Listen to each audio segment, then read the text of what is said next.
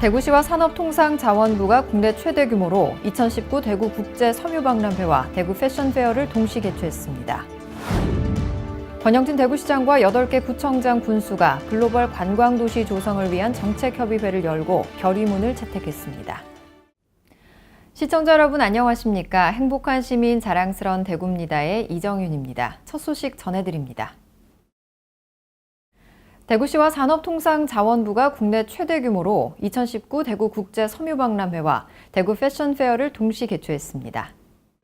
올해 대구 국제섬유박람회에는 국내외 315개사 섬유업체와 22개국 200여 명의 해외 바이어가 참가한 가운데 6일 개막식을 시작으로 사흘간 진행됐습니다. 해외 업체는 중국과 인도, 대만, 일본 등 12개국 총 120여 개사가 참가했고 이는 역대 최대 규모입니다. 이 가운데 터키와 쿠웨이트, 두바이 등 중동권의 핵심 거래 바이어들이 직접 방문했고 태국, 말레이시아, 폴란드, 덴마크, 러시아 등 아시아와 유럽 동부권 신흥 바이어도 대거 참가했습니다. 국내에서는 신성통상, LF, K2코리아, 신원, 이랜드그룹, 형지패션 등 국내 메이저 브랜드와 스포츠 브랜드, 동대문 종합상가를 중심으로 하는 내수 바이어들도 참가해 활발한 상담을 진행했습니다. 한편 함께 열린 2019 대구 패션페어는 210개사 100여 명의 패션업체가 참가해 패션쇼와 세미나, 패션 경진대회, 플리마켓 등 다채로운 행사와 볼거리가 마련됐습니다. 권영진 대구시장과 8개 구청장 군수가 글로벌 관광도시 조성을 위한 정책협의회를 열고 결의문을 채택했습니다. 이 자리에서는 대구시와 경북도의 관광 관련 상생 사업에 대한 내용을 공유하고 대구 경북, 시 구군 간 협력 방안에 대한 토론을 거쳐 제시된 시책을 향후 정책에 반영키로 했습니다. 또 지역의 모든 역량을 결집하고 적극적인 대구 경북 상생 협력을 통해 지방 관광 선도 도시로 도약할 것을 결의했습니다. 대구와 경북은 2020년 대구 경북 관광의 해 사업에 따른 14개 협력 과제를 공동 추진하고 3월부터 관광 협의체를 구성해 오는 6월 서울 코엑스에서 대구 경북 투어 페스타를 열 계획입니다.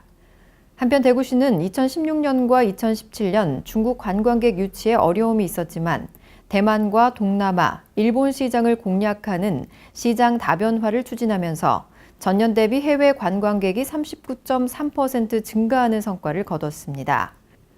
특히 지난 1월에는 세계 최대 여행 이커머스 기업 부킹닷컴이 2019년 대만 관광객이 주목하는 5대 신규 여행 도시에 대구가 베트남 다낭에 이어 2위에 올랐다고 발표하기도 했습니다. 이어서 한 주간 시정 단신을 알려드립니다. 서대구 고속철도역 건설사업 실시 계획이 지난 2월 말 국토교통부에서 최종 승인돼 3월 5일 고시됐습니다.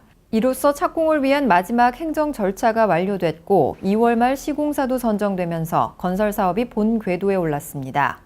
서대구 고속철도역은 KTX, SRT 등 고속철도와 대구권 광역철도가 정차하는 역사로 총 사업비 703억 원, 지상 3층의 연면적 7,183제곱미터 규모의 선상 역사로 2021년 개통 예정입니다. 대구 지역 각계 리더 35인으로 구성된 제4기 대구시 지방분권협의회가 5일 위촉장을 받고 첫 번째 본회의를 열었습니다. 위원들은 앞으로 2년간 지방분권 촉진을 위한 정책 개발과 기본계획 수립, 관련한 사업의 협의와 조정, 그 밖에 지방분권 촉진 활동에 관해 협의회에서 회의에 부의한 사항 등을 심의하게 됩니다.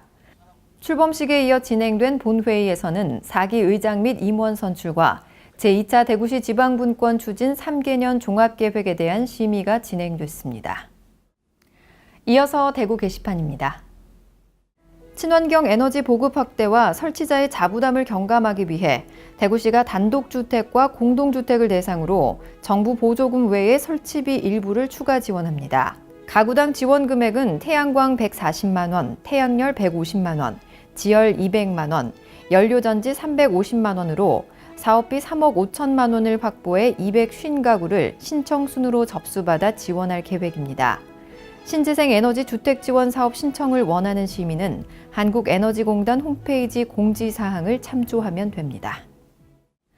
미세먼지 특별법 규정에 따라 초미세먼지 농도가 일정 기준치 이상으로 예보될 때 비상저감 조치를 발령토록 하고 있는데요. 차량 이부제 시행이나 노후 경유차 운행 자제 등 미세먼지 저감을 위한 조치에 시민 여러분의 적극적인 참여 바랍니다. 뉴스를 마칩니다. 시청해주신 여러분 고맙습니다.